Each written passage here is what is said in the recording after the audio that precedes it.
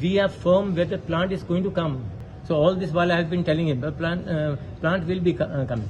He's been trying basically to see that plant doesn't come. That is, he's trying to protect his people. I have got nothing to say in that.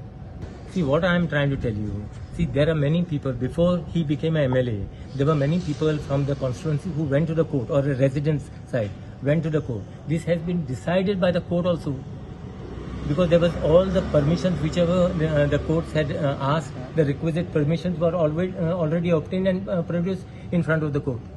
So finally it is the government that is going into this. See, finally it is going to benefit everyone.